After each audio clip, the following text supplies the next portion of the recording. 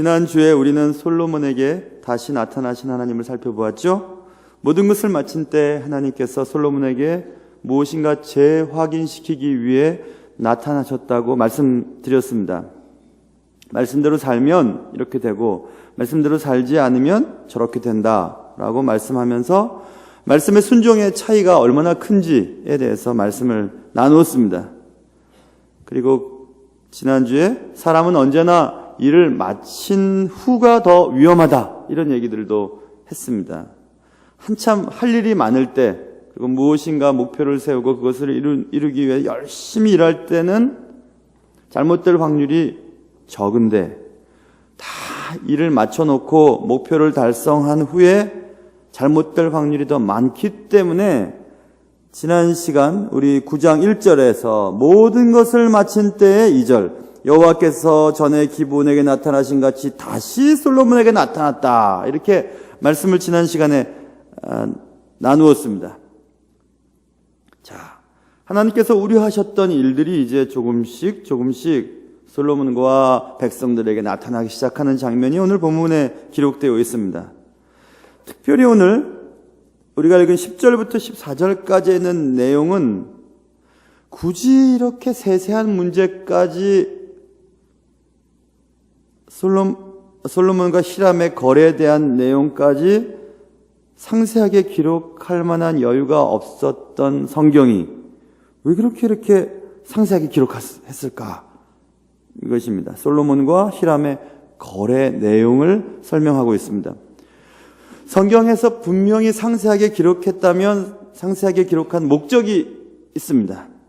그 목적이 무엇일까? 그리고 우리는 그 본문을 통해서 무엇을 배워야만 하는가? 그것이 오늘 이 저녁에 여러분과 제가 해야 될 일입니다. 자, 먼저 하나님께서는 성경에 솔로몬과 히람이 거래를 한 내용들을 기록해 두고 있는데, 우리가 5장에서 이미 살펴보았지만 5장에서는 솔로몬이 그의 뜻대로 성전과 그의 궁들을 짓기 위해 히람과 거래를 맺죠. 그것은 5장 10절에 보면 솔로몬의 모든 원대로 백향목 제목과 잣나무 제목을 주었고, 솔로몬이 히람에게 그의 궁정의 음식물로 밀 2만 고루와 맑은 기름 20고루를 주고 해마다 그와 같이 주었더라. 계약을 맺었습니다. 나무 주면 내가 양식 주고 또 기름을 줄 거야, 이렇게 계약을 맺어서 이제 건축을 마쳤거든요. 그런데 그 후에 또 거래가 있었습니다. 이 거래는 무슨 거래인가? 제가 오늘 제목을 달기를 부당거래라고 하는 제목을 달아놨는데요, 결론은 부당한 거래였음을 알 수 있습니다. 솔로몬과 히람이 맺은 이 거래는 부당한 거래였음을 알 수 있어요. 성경적이지 않고 하나님 기뻐하시지 않았던 거래였다. 자, 그럼 보세요. 왜 솔로몬과 히람의 이 거래가 부당한 거래였을까? 이것입니다. 자, 보시면 계약 자체가 성경적이지 않았음을 성경은 우리에게 알려주고 있습니다. 자, 보세요. 히람이 14절 금 120달란트를 왕에게 보냈다. 그게 좀 이상합니다. 히람이 왜 금 120달란트를 왕에게 보내었을까? 금 원달란트가 1달란트가 한 30kg쯤 되거든요. 금 수량으로, 중량으로 30kg면 120이면 3,600이죠. 그럼 약 한 3.6톤쯤 되는 금이에요. 대단한 양입니다. 그만한 돈을 왜 솔로몬에게 보내었을까? 왕이 필요했던 것은 나무였죠. 건축 자재였습니다. 그런데 왜 히람에게 금 120달란트를 솔로몬은 받았을까? 이것입니다. 요청을 했으니까 받았겠죠. 건축 공사에 대한 계산은 이미 5장 9절부터 11절까지 조금 전에 보았던 것처럼 끝났습니다. 계산 끝났어요. 그리고 건축도 끝났습니다. 그런데 지금 뭔가 거래가 이루어지고 있다는 것을 볼 수 있습니다. 여기서 신학자들의 추측은 다양하지만 이렇게 이해해 볼 수 있습니다. 솔로몬이 건축을 마친 후에 또 다른 일을 위해 돈이 필요했던 것 같습니다. 무엇에 돈이 필요했을까? 마지막 치장을 좀 더 화려하게 하기 위해서 금이 필요했을까? 솔로몬이 히람에게 필요했던 것은 나무였거든요. 건축 자재였습니다. 그런데 이제는 금을 요청하고 받고 있는 장면이 나오죠. 그러면 금치장을 한 무엇이 필요하지 않았을까? 추측할 수 있죠. 솔로몬이 가지고 있었던 많은 솔로몬의 물건들 가운데 금을 입혔던 장면들이 성경은 우리에게 말해주고 있습니다. 그러니 마지막 치장을 위한 것이었을까? 아니면 각국의 사절단들을 다 모아두고 혹은 백성들과 함께 잔치를 벌이는데 돈이 필요했을까? 거기에 대한 내용은 성경은 우리에게 말해주고 있지 않습니다. 말할 필요가 없었던 것 같습니다. 그렇다면 결론적으로는 금 120달란트, 솔로몬이 히람에게 요청해서 받은 금 120달란트, 약 3.5톤 되는 금은 지출하지 않아도 될 만한 것이었음을 알 수 있어요. 꼭 지출할 필요가 없었다, 꼭 꿀 필요가 없었다는 내용을 우리가 알 수 있습니다. 우리는 하나님의 일이라고 하는 명목하에 꼭 필요한 것이 아닌 것에 자금을 빌리는 경우들이 있죠. 교회가 건축을 하기 위해서 대출을 받는다. 교회가 좀 더 멋진 예배당을 짓기 위해서 대출을 받는다. 이런 것도 포함될 수 있습니다. 굳이 사용하지 않아도 될 것들을 지출하기 위해 돈을 남에게 빌린다. 그것도 마찬가지입니다. 먹고 사는 일, 그런 것 아닌데도 필요 이상의 지출을 위해 여분의 것들을 빌리는 것, 이런 것들이 적절치 않았음을 성경은 우리에게 말씀하고 싶어 하는 것이 아닐까, 이런 생각을 해봅니다. 왜 그런 생각들을 해볼 수 있냐 하면, 오늘 히람이 금 120달란트를 왕에게 보낸 것과 그것 때문에 솔로몬이 히람에게 주어진 것이 있습니다. 지금 잘 한번 살펴보세요. 10절과 11절은 건축에 대한, 계약에 대한 내용이 있고, 그리고 12절부터 14절까지는 또 다른 계약에 대한 얘기가 나오는데, 히람이 솔로몬에게 준 것은 금이었고 솔로몬이 히람에게 준 것은 땅입니다. 성읍이에요. 여기 보면 12절, 히람이 두로에서 와서 솔로몬이 자기에게 준 성읍들을 보고 눈에 들지 아니하여 이르기를 내 형제여 내게 준 이 성읍들이 이러한가 하고 이름하여 가불 땅이라 하였더니 그 이름이 오늘까지 있느니라. 이렇게 얘기해놓고 히람이 솔로몬에게 준 얘기가, 금 얘기가 나오죠. 그래서 지금 금과 땅을 교환했다는 것을 알 수 있습니다. 금을 얻기 위해 솔로몬이 히람에게 주었던 것은 땅이었습니다. 이 가불이라고 하는, 가불, 이 땅은 두로 땅과 경계선에 있었던 북쪽의 단지파의 땅이거든요. 그러니까 단지파의 땅과 이 두로 땅 경계선에 있는 그쪽 지역을 말합니다. 북쪽에 땅을 주었어요. 그런데 그게 20여 성읍이었다. 이렇게 얘기하고 있죠. 성읍 20곳을 히람에게 주었다. 이렇게 얘기하고 있습니다. 이게 지금 잘못된 겁니다. 하나님께서는 하나님의 백성들에게 주어진 땅을 재산으로 생각하지 않으셨습니다. 그런데 그 땅으로 어떤 것을 변제하는 것은 성경에서 하나님이 말씀하셨던 것이 아니었어요. 법률로 금지되어 있습니다. 땅의 주인은 하나님이십니다. 그래서 땅에서 많은 소산물을 얻었지만 7년째 되면 다시 안식년을 베풀고 땅도 쉬게 만들죠. 그리고 땅의 원주인은 하나님이시고 그 땅에서 농작물을 얻고 땅을 지배하고 경작하는 것은 이스라엘 백성들에게 하나님이 맡겨주신 것이었습니다. 땅의 소유는 원래 하나님의 것이라. 그런데 지금 땅으로 무엇인가를 위해서, 금을 얻기 위해서 변제하는데 땅을 사용하고 있는 솔로몬의 이 모습은 뭔가 지금 잘못되어 가고 있다는 것을 알 수 있습니다. 특별히 또 가불이라고 하는 땅, 가불이라고 하는 것은 쓸모없는 이런 뜻을 가지고 있어요.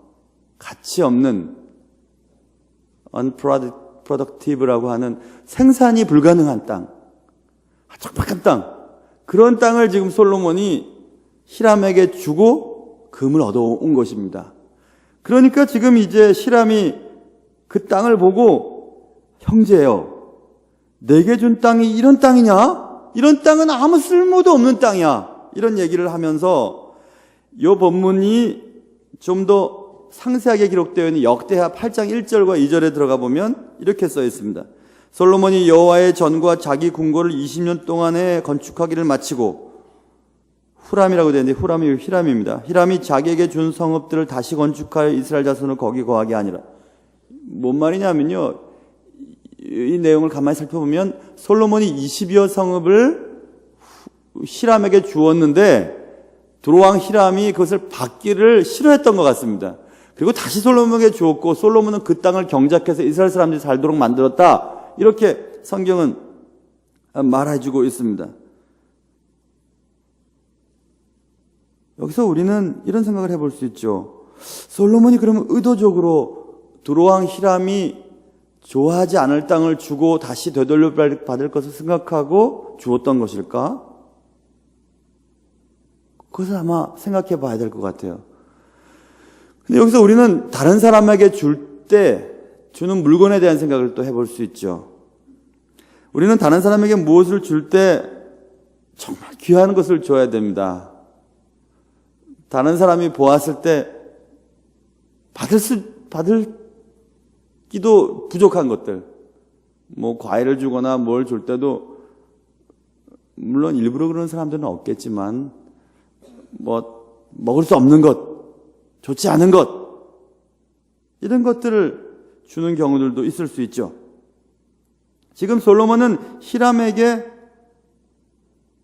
히람이 눈으로 볼 때 눈에 들지 아니하는 성읍을 주고, 또 어찌어찌 돼서 하여튼 그 성읍을 다시 돌려받고, 뭐 이런 얘기들이 본문에 나와 있거든요.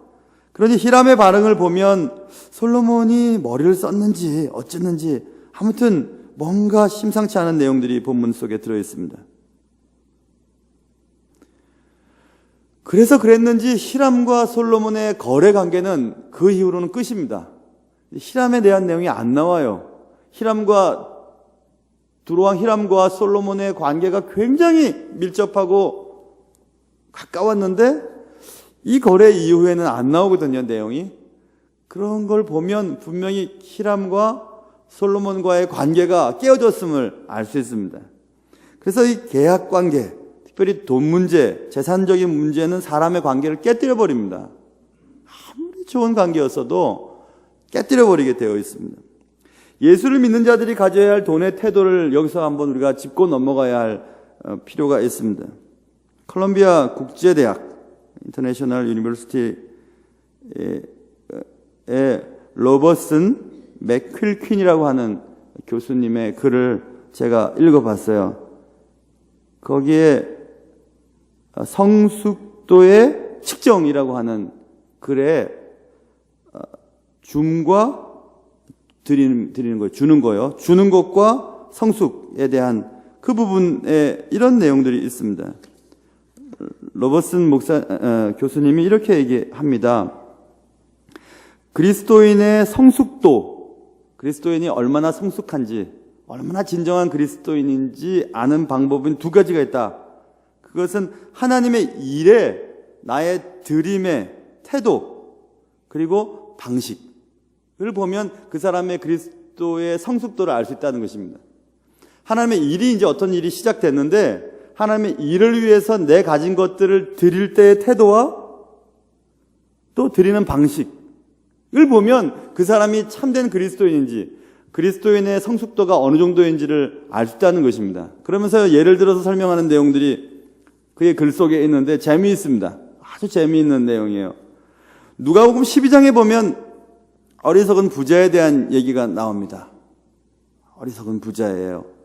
누가복음을 가지고 로버슨 교수님께서 얘기를 하시는데 이런 내용입니다. 누가복음 12장에 보면 내가 장사가 잘 됐는지 또 농사가 잘 됐는지 너무 재산이 늘어나게 됩니다. 늘어나자 이거 어떻게 할까 하고 걱정을 해요. 재산 때문에. 참 희한하죠? 그래서 걱정을 합니다. 야, 이거 어떡하지? 이거 내가 복관에 담아둘 곳간이 없어.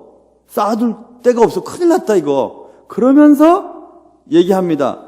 야, 그래. 내가 지금 이 곡간을 크게 헐고 큰 곡간을 짓자. 거기다가 차곡차곡 쌓아두자. 그러면서 자기에게 스스로 얘기합니다. 여러 해 물건을 많이 쌓아두었으니 평안히 쉬고 먹고 마시고 즐거워하자라고 얘기하면서 먹고 마십니다. 그럴 때 하나님이 말씀하시죠. 어리석은 자여, 오늘 밤에 내 영혼을 도로 찾으리니 그러면 내 준비한 것이 누구 것이 되겠느냐 하셨으니 자기를 위하여 재물을 쌓아두고 하나님께 대하여 부여하지 못한 자가 이와 같으니라. 이렇게 얘기했어요. 자, 보세요. 하나님의 일은 우리 같으면 전도하고 선교하고 교회의 여러 가지 것들을 위해서 우리가 가진 것들을 나누는 거죠. 근데 그 하나님의 일과는 관심 없고 내 곳간을 더 크게 짓고 쌓아두면서 영원토록 잘 먹고 잘 살자라고 하는 것을 보고 어리석은 자라 이렇게 얘기했죠. 그래서 이 본문 말씀을 어리석은 부자라고 하는 제목을 가지고 우리는 많이 공부들도 하고 설교도 듣지 않습니까? 자, 아까 얘기했어요. 그리스도인의 성숙도를 확인하는 방법은 하나님의 일에 대해서 드리는 태도, 하나님께 드리는 방식을 통해서 알 수 있다 말씀드렸죠. 자, 그러면 이 어리석은 부자는 하나님께 무엇을 드렸죠? 아무것도 드리지 않습니다. 그래서 이것을 러버슨 교수님께서 아무것도 드리지 않는 그리스도인들을 유아기에 있는 그리스도인이라고 표현을 했어요. 아무것도 할 수가 없는 거죠. 하나님이 아무것도 할 수 없는 거예요.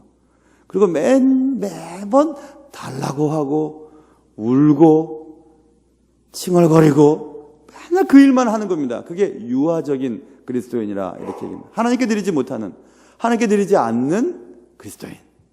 하나님의 일은 상관없습니다. 하나님을 믿는 것은 오직 유일한 목적이 있어요. 그것은 내 곡간의 곡식을 채우는 일입니다. 하나님을 이용하거나 사용해서 내 곡간의 곡식을 채우는 일에만 관심을 많은 겁니다. 하나님의 일을, 하나님을 통해서 나의 어떤 것들을 채우고 높이고 나를 만족시키는 일에 관심이 많은 거예요. 그래서 내가 만족이 되지 않으면 하나님의 일은 전혀 상관을 하지 않는 그런 사람들, 하나님께 드리는 것에 대해서 인색한 사람들, 아니 전혀 드리지 않는 사람들, 난기빙 드리지 않는 사람들, 유아적인 그리스도인이라. 어리석은 부자. 그럼 유치원에 이제 들어가면 어느 정도 될까요? 좀 더 성숙했어요. 유치원생이에요. 그것을 누가 보면 19장에 있는 삭개오 얘기를 들어서 러버슨 교수님이 얘기합니다. 자, 삭개오가 예수님을 보기 위해서 막 올라가죠. 올라갑니다. 하긴 그 본문도 키 작은 삭개오라고 설교를 하지만 키가 작아서 예수님을 볼 수 없었던 것이 키가 작은 삭개오 때문이었는지 아니면 키가 작은 예수님 때문이었는지 그렇게 해석하는 학자들도 있어요. 그래서 우리는 그냥 키 작은 삭개오라고 믿고 나무 위에 올라갔을 때 키 작은 사람은 삭개오가 틀림없어 이렇게 지금 믿고 있지만 사실은 어쨌든 이 삭개오는 이제 나무에 올라갑니다. 올라가서 예수님을 보기 위해서 막 보죠. 예수님이 삭개오야 내려와라 이렇게 얘기합니다. 내가 너희 집에 가서 좀 밥을 먹어야 되겠다. 네 집에 구원이 있을 거야 이렇게 얘기하십니다. 삭개오가 얼마나 기분 좋은지요. 삭개오 뭐라 해야죠? 삭개오가 야, 토색한 게 있으면 내가 내뱉겠습니다. 그리고 보세요. 19장 보세요. 19장 8절 누가복음 19장 8절부터 보시면 삭개오가 서서 주께 여짜오되 주여 보시옵소서 내 소유의 절반을 가난한 자들에게 주겨 싸우며 만일 누구의 것을 속여 빼앗은 일이 있으면 내 갑절이나 갚겠나이다 하고 그 자리에서 얘기하는 장면이 나오거든요. 굉장히 멋진 장면이죠. 드라마틱한 장면입니다. 하나님, 예수님, 내가요 내 소유의 절반을 다 가난한 자들에게 주겠습니다. 멋지지 않습니까? 누구의 것을 속여 빼앗은 것이 있으면 내 갑절이나 갚겠나이다 이렇게 얘기합니다. 4배나 갚겠다는 거예요. 그렇죠? 대단하지 않습니까? 그런데 이거를 유치원생의 믿음이라고 얘기를 했어요. 왜 그랬냐면 충동적인 드림이기 때문에 그렇습니다. 충동적으로 드리는 경우가 있어요. 제가 언젠가 말씀드린 것처럼 제가 부목사로 심무하던 교회에서, 섬기던 교회에서 부흥회 끝나고 어떤 분이 헌금을 드렸어요. 꽤 많이 드리셨죠. 근데 그 다음 주부터 교회를 못 나왔어요. 들어 누우셨더라고요. 신방을 갔더니 아이고 왜 아이고 하세요. 남편 몰래 헌금을 드렸다는 거예요. 그 이사 갈 돈이었대요. 아이고. 어떻게 할까요? 목사님, 담임 목사님한테 얘기해서 좀 되돌려 받게 해주세요. 그렇게 얘기하셨어요. 안 되면 반이라도.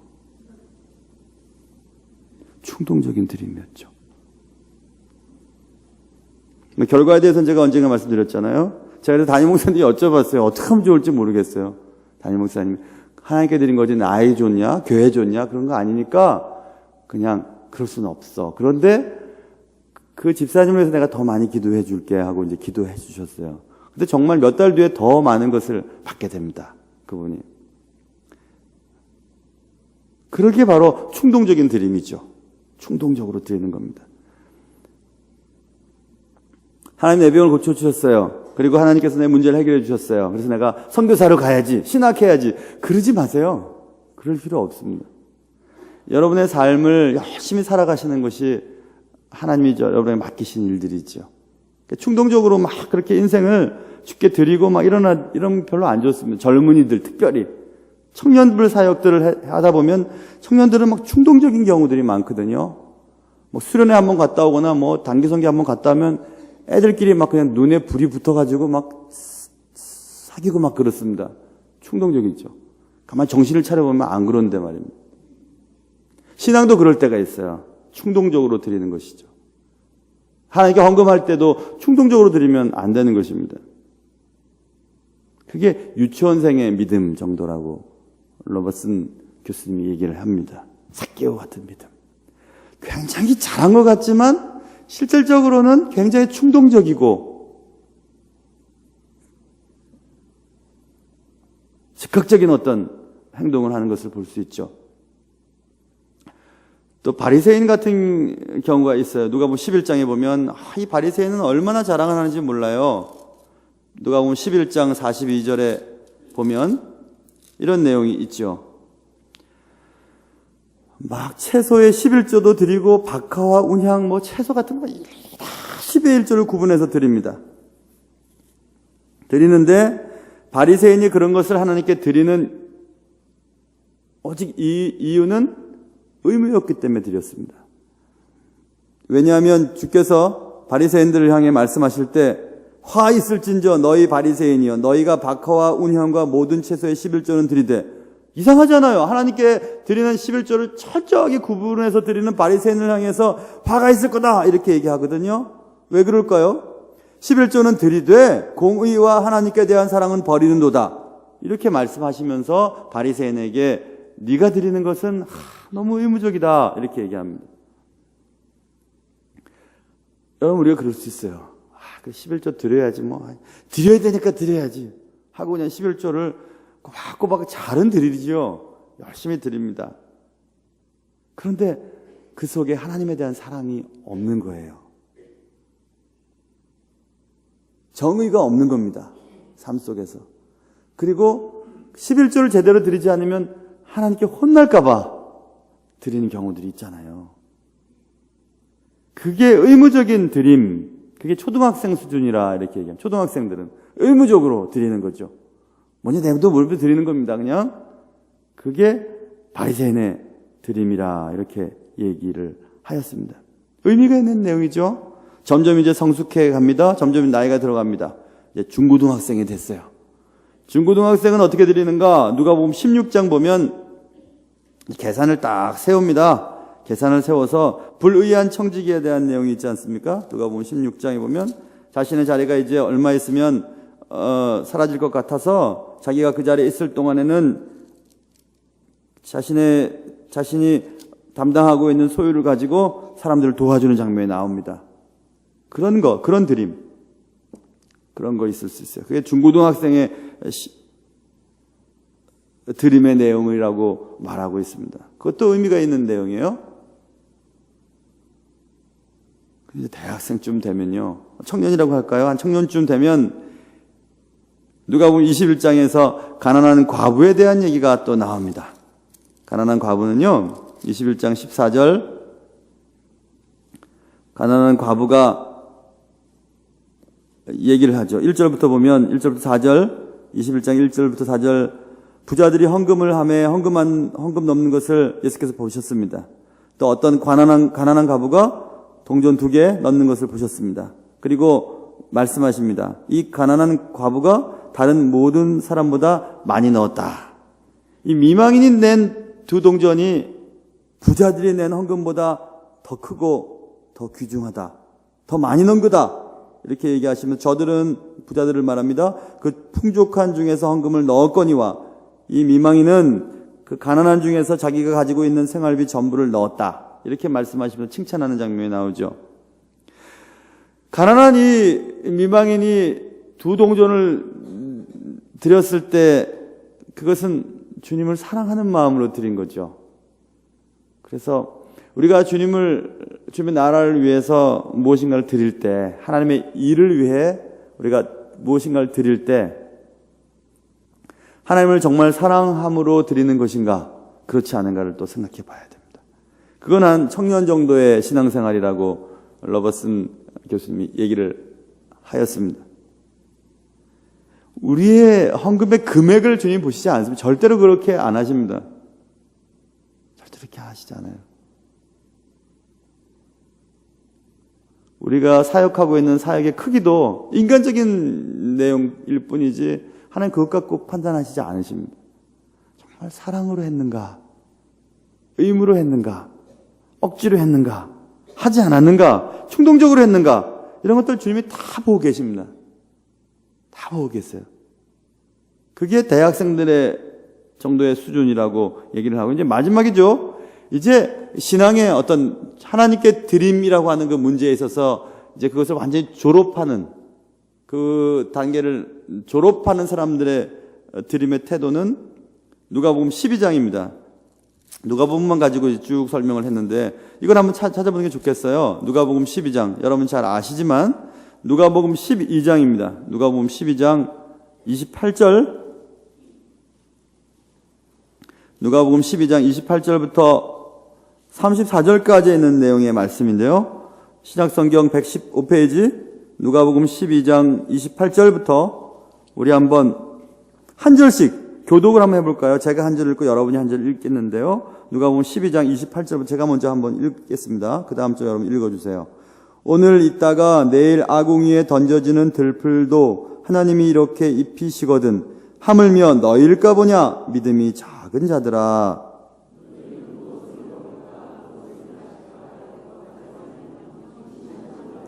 이 모든 것은 세상 백성들이 구하는 것이라 너희 아버지께서는 이런 것이 너희에게 있어야 할 것을 아시느니라.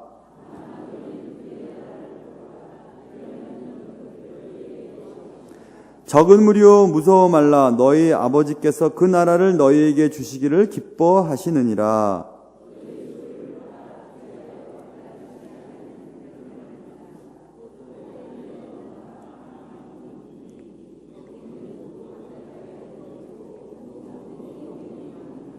같이 너희 보물 있는 곳에는 너희 마음도 있으리라. 이렇게 드릴 때 적어도 드림에 대한, 하나님께 드림을 통해서 그리스도인의 신앙의 성숙도를 판단한다고 한다면 이 정도가 되면 이제 드림에 대한 부분은 졸업했다고 볼 수 있다는 겁니다.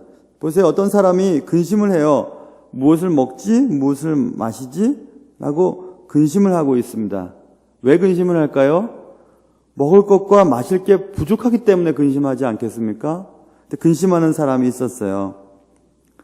그리고 그 근심 때문에 두려웠습니다. 32절 무서워 말라 이렇게 얘기하고 있죠. 두려운 거예요. 어떻게 살지? 큰일이다.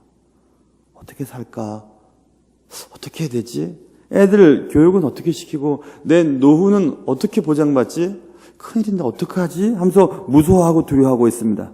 그런데 주께서는 말씀하시기를 너희는 그의 나라를 구하라. 그리하면 이런 것들을 너희에게 더하시리라. 이렇게 말씀하셨거든요. 그리고 하늘의 보물을 쌓아두어라. 이렇게 말씀하셨습니다. 그게 뭡니까, 여러분? 정말 어떻게 먹고 살지? 하고 걱정하고, 어떻게 내 노후 생활을, 아이들 학비는 어떡하지? 하고 걱정하고 무서워하는 사람이 하나님의 일을 위해 먼저 드리는 겁니다. 성경에 있는 것처럼. 그런 믿음이 드림에 대해서는 졸업한 사람들의 믿음이라고 로버슨 교수가 얘기를 하였습니다. 먼저 그의 나라와 그의 의를 구하라. 그러면 이 모든 것을 너에게 도와주리라. 이 말씀이죠. 너무 다르죠, 여러분? 다 드렸어요. 안 드린 사람은 아까 어리석은 부자밖에 없었습니다. 어리석은 부자에 제쳐두고 다 드렸어요. 4배나 막 갚기도 하고 재산 절반을 팔아서 막 드린 사람도 있었습니다. 그리고 10의 1조를 철저하게 구분한 사람들도 있었어요. 다 하나님께 드린 것 같지만 그 드림의 태도와 방식에 따라 아까 말씀했죠. 하나님의 일을 위해 하나님께 드리는 태도와 방식에 따라 그 사람의 성숙도를 판별할 수 있다라고 하는 관점에서 본다면 이런 단계가 있는 것입니다. 믿음으로 드리는가? 사랑으로 드리는가? 혹은 의무적으로 드리는가? 충동적으로 드리는가?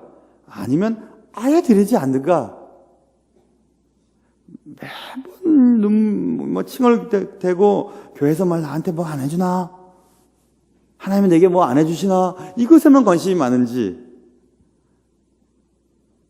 기분 좋으면 막 팍팍 드리고 기분 나쁘면 또 안 드리는 충동적인 그런 믿음 생활은, 신앙 생활은 아닌지, 교회 다니니까 한번 어차피 드려야지 하면서 의무적으로 드리지는 않는지,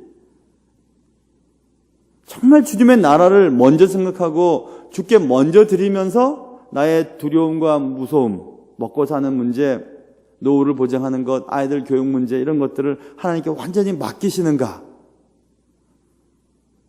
그걸 한번 생각해 보셔야 됩니다. 하나님께 풍요롭지 않은 자가, 하나님의 일을 위해 풍요롭지 않은 자가 하나님께 큰 사람으로 쓰임받는 사람은 제가 아무도 못 봤습니다. 그건 틀림없어요. 인색한 자는 다 인색한 만큼 하나님이 사용하십니다. 하나님께도 넉넉하고 사람들 가운데서도 넉넉하셔야 됩니다.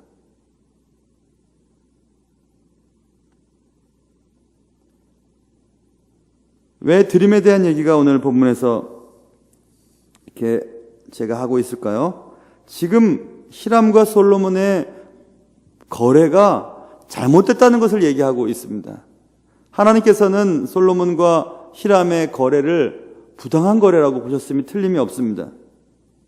왜냐하면 그 거래를 통해서 하나님의 땅이 왔다 갔다 하는 장면이 나오고, 또 자기 아버지 때부터 좋은 관계를 맺었던 히람과 솔로몬의 관계가 깨어지는 것을 볼 수 있어요.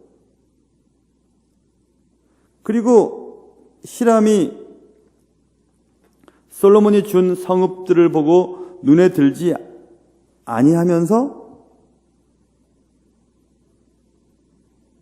갑을 땅이라 하였다고 얘기하고 있잖아요. 갑을. 쓸모없는 거 나한테 주고 금 120달란트 빌려간 거야? 그거 달라고 그런 거야? 하면서 지금 이 본문상의 히람의 어조를 보면 매우 불쾌하다는 것을 알 수 있어요. 자, 보세요. 우리는 이런 내용들을 보면서 몇 가지 생각을 해봐야 될 것 같은데요. 우리의 씀씀이를 한번 먼저 생각해 봐야 되겠죠. 하나님의 건축을 위해 정당한 거래를 맺고 거래에 대한 내용들은 이미 끝났습니다. 왜 솔로몬은 더 이상의 것들이 필요했을까? 그것을 한번 생각해 봐야 되죠. 만일 누군가에게 돈이나 그 밖의 것을 빌렸다면 정확하게 변제해야 된다는 것도 알 수 있습니다. 편법을 써서는 안 된다라는 거죠. 솔로몬의 머릿속에서는 이런 땅은 아마 히람이 필요 없을지도 몰라. 필요 없으면 아마 되돌려주겠지? 그러면 내가 간척을 하고 개척을 해서 다시 이스라엘 사람들이 살 수 있도록 만들어 주어야지. 솔로몬이 머리가 똑똑한 사람이었거든요. 그러니 그런 편법을 지금 쓰고 있지는 않은지도 본문을 통해서 우리는 느껴볼 수 있습니다. 그리고 돈 때문에 인간관계가 깨어져 버렸죠.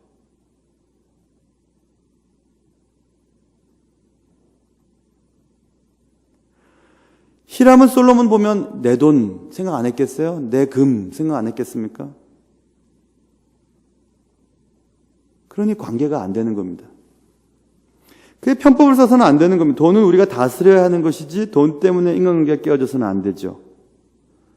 하나님의 나라를 위해 돈을 다스리는 우리의 태도가 우리의 신앙의 성숙도를 드러내준다고 말씀드렸어요. 차근차근히 우리가 살펴보았습니다.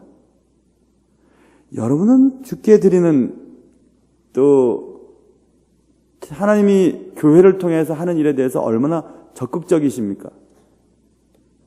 이번에 감동받은 일이 있었어요. 6.2 남전도에서 1년을 결산하고 뭐 예전 같으면 그거 뭐 다 쓰셨겠죠. 근데 그거 모아가지고 교회 대출금 변제하는데 씨앗이 되었으면 좋겠습니다. 봉투에 이렇게 넣어서 6.2에서 아마 헌금하셨던 거 제가 봉투만 봤어요. 그래서 야, 참 귀한 일이다 이런 생각했습니다. 우리 어르신들이 잘 생각하신 거예요. 그거 뭐 나눠서 뭐 양말 한 켤레씩 사면 그 뭐 되겠습니까? 하나님께 드리는 일 참 잘하신 것 같아요. 역시 사람은 기다려줘야 될 것 같아요. 그렇죠? 참 멋지신 분들이잖아요. 예전 같으면 어디 놀러 가고 뭐 맛있는 거 드시고 그러셨을 거예요. 근데 지금은 이제 그렇게 안 하시는 거예요. 너무 멋있어요. 정말 유기남 전도에 잘하셨다는 생각이 들었습니다. 혹시 여러분 어떠세요? 관계를 깨뜨리는 돈 거래는 절대 해서는 안 됩니다. 지금 히람과 솔로몬이 그 덫에 빠졌죠. 절대 해서는 안 됩니다. 그리고 편법을 써서 그것을 무마시키려고 했던 솔로몬과 같이 해서도 안 됩니다. 하나님 나라를 위해서 돈을 잘 다스리는 우리의 태도가 필요합니다. 우리의 신앙 성숙도를 나타내주고 있기 때문에 그렇습니다. 그래서 여러분 혹시 사업하시는 분들이나 혹은 또 직장 다니시는 분들 또 상점을 경영하시는 분들 정직한 거래를 하나님이 기뻐하십니다. 헌금뿐만이 아닙니다. 이것은 여러분이 살아가시는 모든 일에 있어서 그리스도인이라면 정직해야 됩니다. 정직해야 됩니다. 정직하지 않은 재정 사용의 주인공이 될 때 하나님은 그에게서 하나님의 영광이 서서히 빠지도록 하십니다. 지난 시간에 분명 하나님께서는 솔로몬에게 다시 나타나셔서 얘야 너 말씀대로 살아야 된다. 그렇지 않으면 너 안 된다 하고 재확인시켜 주셨던 그 우려가 서서히 지금 솔로몬에게 나타나고 있어요. 틀림없습니다. 솔로몬은 왕궁을 짓고 많은 자신의 부인들에게 좋은 것들을 주고 또 사치스럽게 굳이 그렇게 살지 않아도 되는 것, 금으로 뭐 치장을 하고 발드상까지도 금으로 치장을 하고 뭐 금방 패며 금수저며 금그릇이며 그거 안 해도 되는 거거든요. 그런데 그런 것들 하느라고 금이 필요했던 것 같습니다. 그래서 꾸고 빌리고 또 빌리고 합니다. 그래서 관계는 깨어지고 두로 왕 히람과 솔로몬의 관계는 영영 깨어지게 되죠.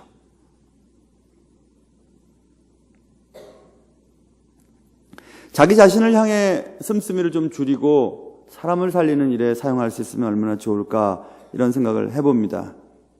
여러분 이렇게 다 같이 수협에 쭉 나와 계시는 분들은 대부분 다 중고등학교 이상의 신앙의 상태에 있다고 저는 믿습니다. 그러나 여전히 하나님께는 전혀 드리지 않고 자기 곳간만 채우려고 하는 일이 있다면 빨리 돌이켜야 됩니다. 그리고 충동적이거나 의무적으로 드리는 일들도 빨리 이제 성숙하고 그 단계를 벗어나야 됩니다. 그래서 적은 것이지만 사랑으로 드렸던 미망인의 두 동전이나 내가 먹고 사는 일과 장래를 걱정하고 두렵지만 염려스럽지만 먼저 그의 나라와 그의 의를 위해서 하나님께 드릴 수 있는 가장 최고의 믿음의 모습들을 주님은 우리에게 기대하고 계시는 것입니다. 부당한 거래는 많은 부작용을 낳았습니다.